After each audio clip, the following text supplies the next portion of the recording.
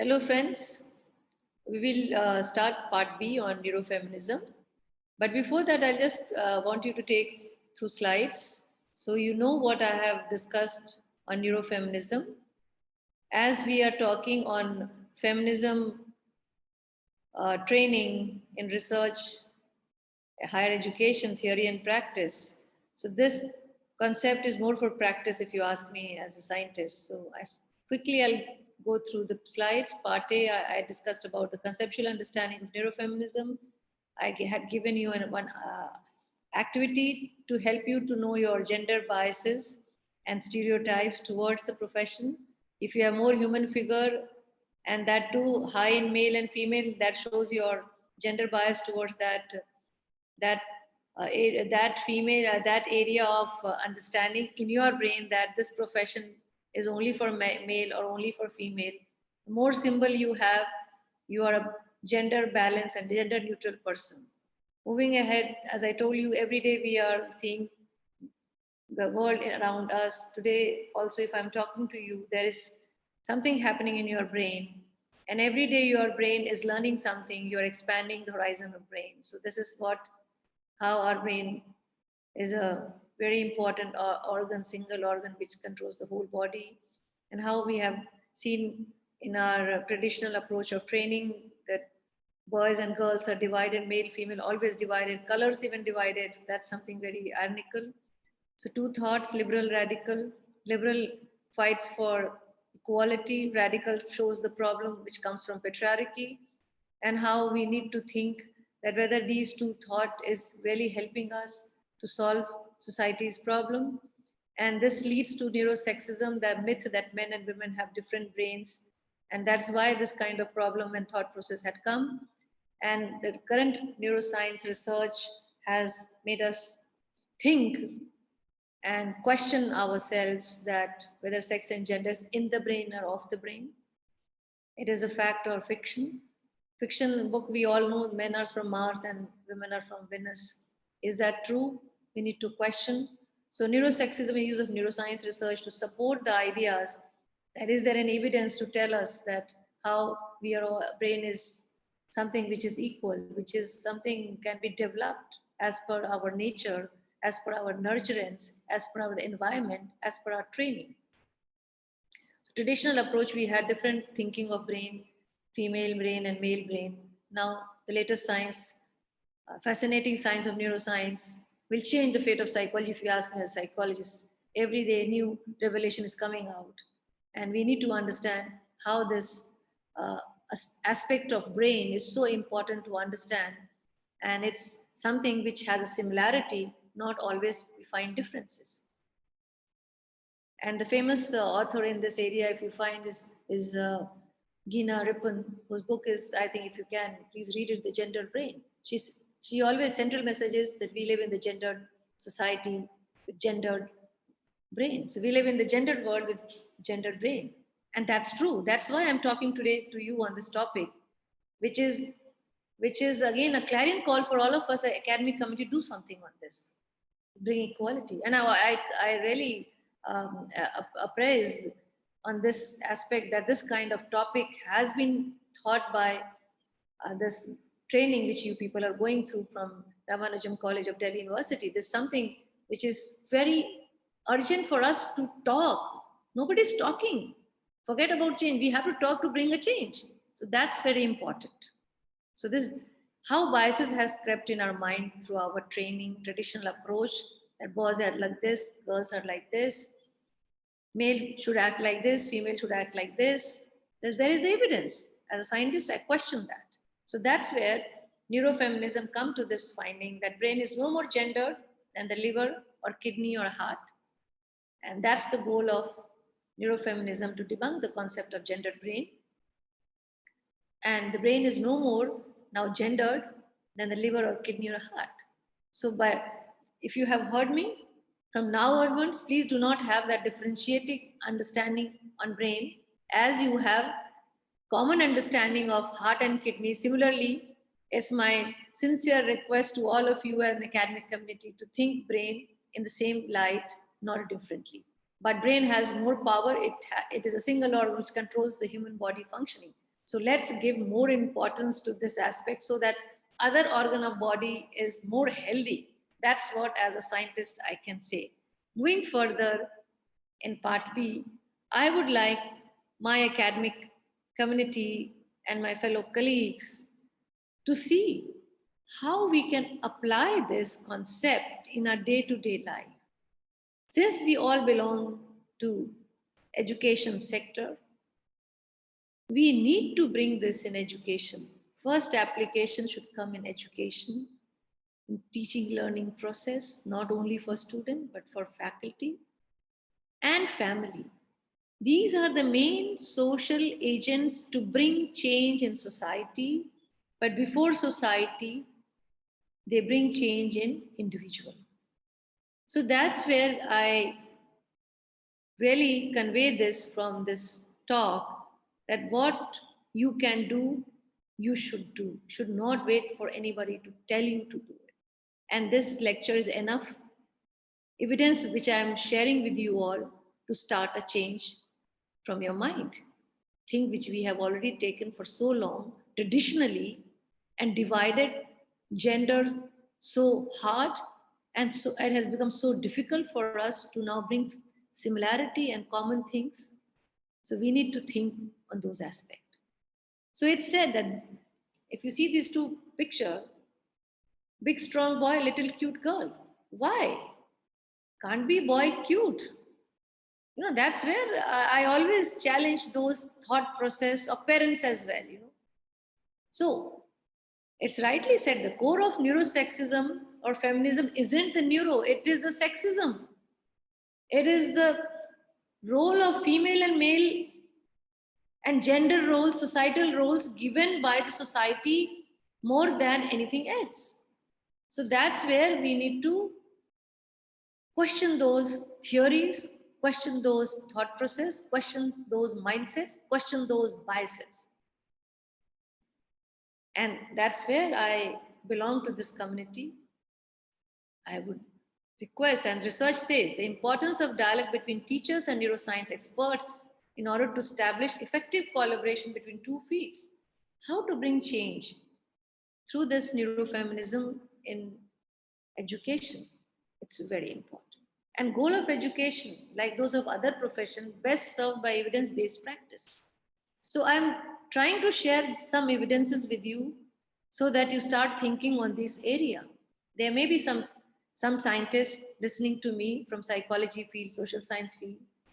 You can just bring to your university, from your department, to your whole education fraternity to apply this in their context of teaching learning process.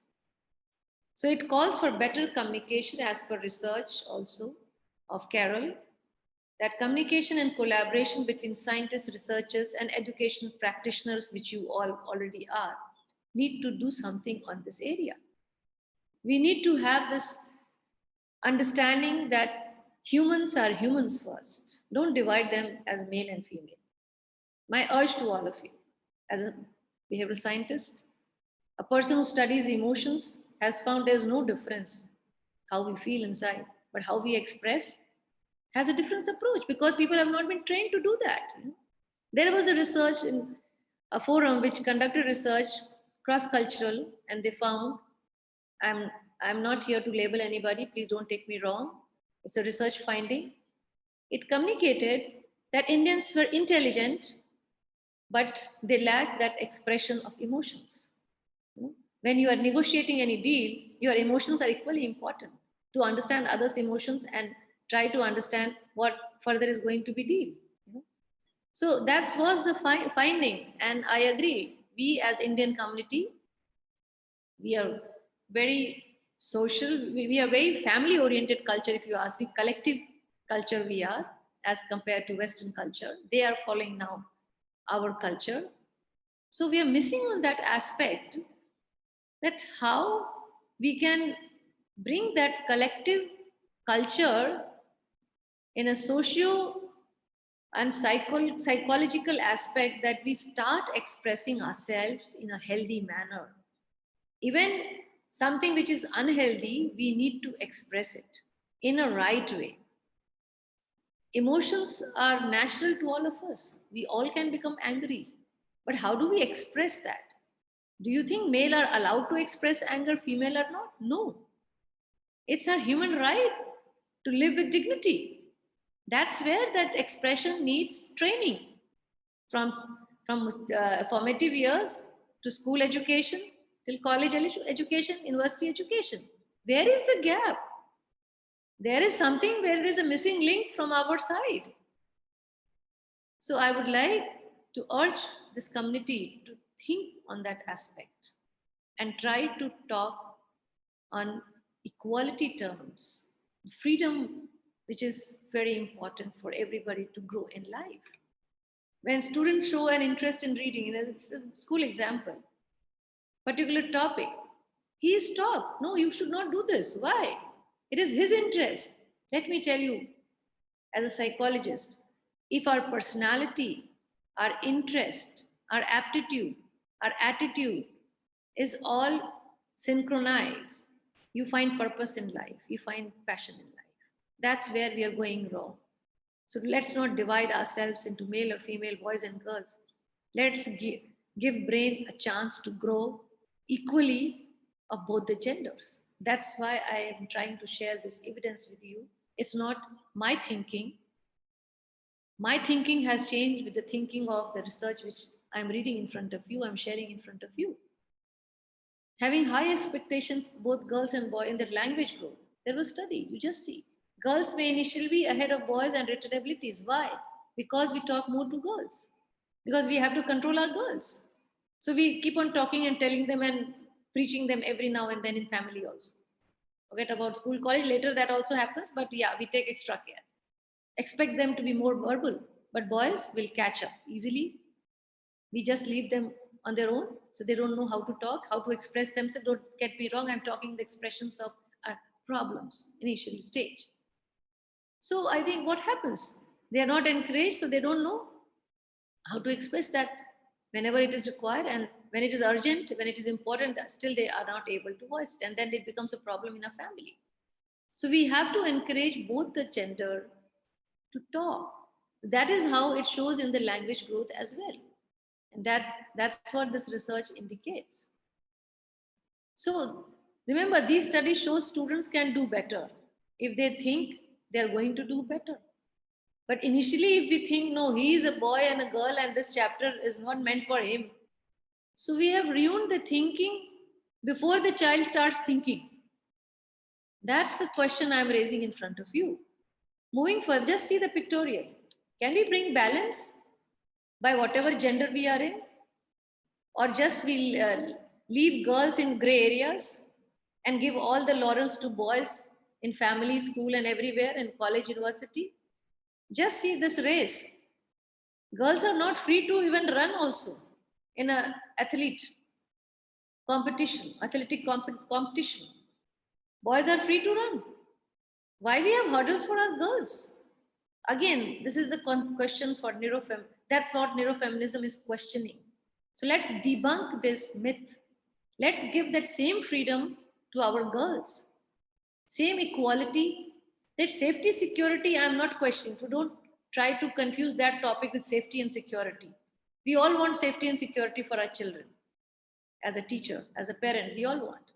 But I'm trying to give this understanding that how the small changes in our thinking process when we groom our child, when we nurture our child, when we train school students, college students, how as a teacher I need to be first gender's neutral personality. If I am mother, do I have biases for girls and boys, or I treat them equally? Then as a teacher, I can treat boys and girls equally in my class. So I have to question my mindsets, my belief system first before I enter into education setup. So that's the thing which I'm raising in front of you all as academic community. Bring that equality. Bring that kind of ecosystem at school, college, university, and also at home, Couple of things we can remember, that how we reinforce, encourage gender stereotypes. There are two very important things which comes through research, that is priming and stereotype threat. Priming is that you prepare people, you train people to be like that. And stereotype threat, we all know, I have already discussed so many, that we suffer because we have a stereotype thinking. We don't allow our thinking to change. We do not allow our thinking to have newness in our approach, in our behavior, in our thinking, in our practice. So again, giving example, one research of Hetler, that how socioeconomic status is far greater predictor of language ability than gender, 30 to 70%, compared to his or sex, just 3%. So even in this strata, the gender approach was not found very significant, only 3%.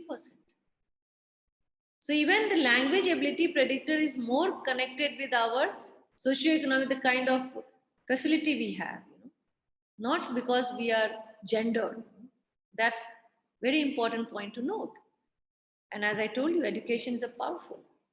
The complex interaction of nature, nurture, we can play part as educator, will bring change in the students' personality, in students' approach, in students' attitude, and we can create a humans, because our job is to create good humans, good professionals.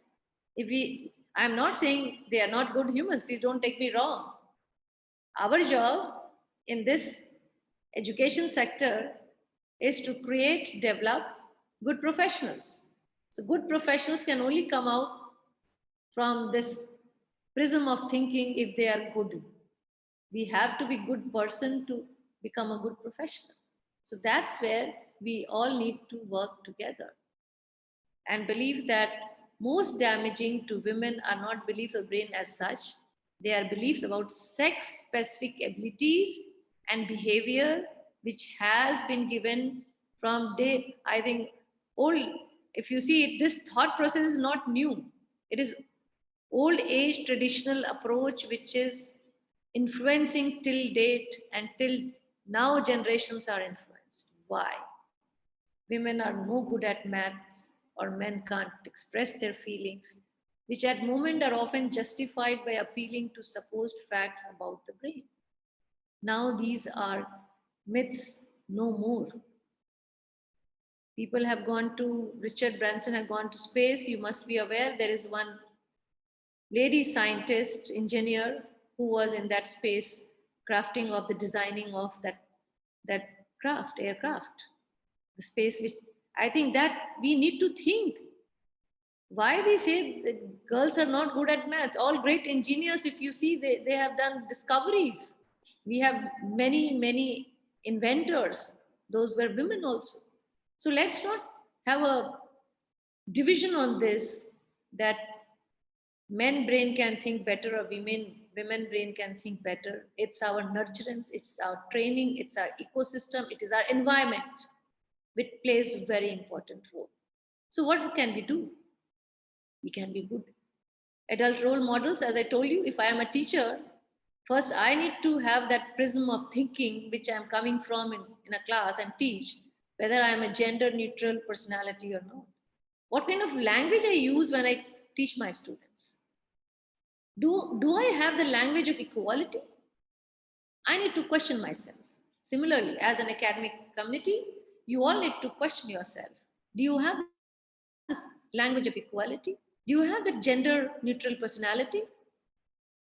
And if not, we need to learn, we need to change, we need to have some training courses for it, and we can do that. If I have done, I think, I'm sure we all can do it. That's why I'm sharing with you from this psychological science researches, which has come recent, that how we can bring changes. So that's where we have to be role model for both the sexes.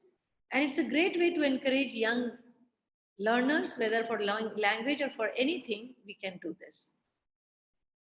So this is something which we all need to follow and not have that stereotype threat, which is also second One was priming, that you educate people, you train and prepare. Another is stereotype threat, which we have to work upon. We should not have those threats in our mind and start working. And research speaks a lot. I think you can read for yourself that no more we have to follow that sexist approach that one is better than other. No, we have to give credit to potentials. We have to give credit to abilities. We have to give credit to the performance. And that's how we need to be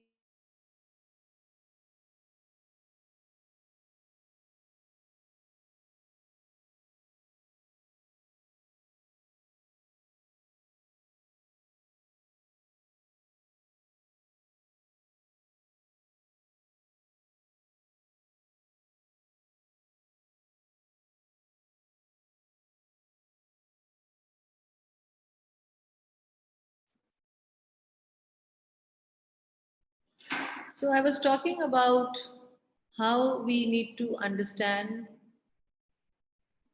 that this research has already indicated a lot of evidence for us to bring changes. How we can do this, that's what I was talking about, that there were two aspects, that there is priming, how you educate, how you train people in your surrounding, whether at home, whether at school, college, university. And another aspect is stereotype threat. Those threat is like mental obstacles you create as a belief system, and you have a self-fulfilling prophecy that it will happen like this. Without questioning, without experimenting, without doing that act, you believe that this will happen. So that's where we need to work on ourselves and help others as well to get rid of those mental obstacles, barriers, mindsets, and start working on our thinking process and use our potential towards bringing this awareness to us for equality and gender balanced approach. Research has already given us a lot of evidence that we have to be non-sexist in our approach. Let We are living in this gendered world. We have to bring changes in our thought process, according to Sandra Bem and Daryl Carroll 2017 research. One important research which I'd like to share, and I would like you people to share with others, which we keep on hearing that children learn till the age, whatever you give them training to till 5 years to 7 years, it's cemented like, and it lives forever. Even research says that children reach peak rigidity in their ideas about gender between age 5 and 7. That's a learning for all of us, that let's not do that gender bias differences, bias approach and differences in a personality when you're growing your child. So that's very important to apply in family setup and for parenting. In nutshell, neuroscience tells us how to understand neurofeminism, that men and women's brains are not very different. There is a similarity, and there we cannot differentiate that it is a male and female brain. Girls are not innately different from boys in their abilities in math or science, and similarly for boys, we can't differentiate.